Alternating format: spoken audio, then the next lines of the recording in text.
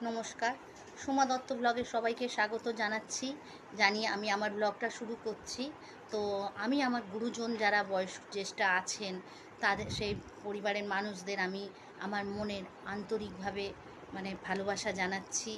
হ্যাঁ, সব ছোটো ছোটো বাচ্চাদের আমার আদর, আমার ভালোবাসা এবং আপনাদের জন্য অগাধ ভালোবাসা, বিশ্বাস তো রয়েছেই আর ভরসাও রয়েছে যে আমাকে আপনারা লাইক, শেয়ার, কমেন্ট করে এগিয়ে নিয়ে যাবেন।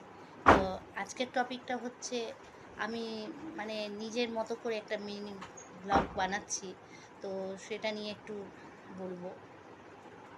বিশ্বাস বিশ্বাসটা হচ্ছে সাদা কাগজের মতো।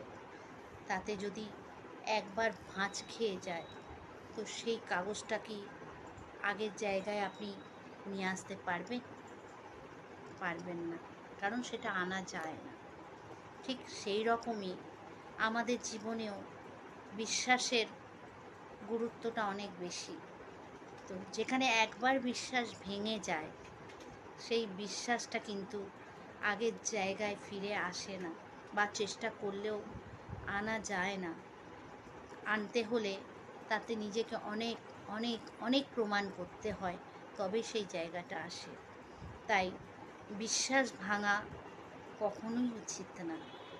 বিশ্বাস থাকলে, বিশ্বাস যদি অটুট থাকে, তাহলে সম্পর্কের গণ্ডিটাও তারটাও অটুট থাকে।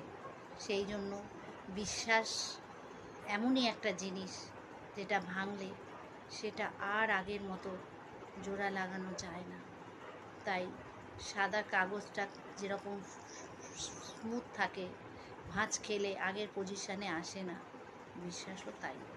তাই আমাদের বিশ্বাস ভেঙে কখনো কাউকে কষ্ট দেওয়া ঠিক না।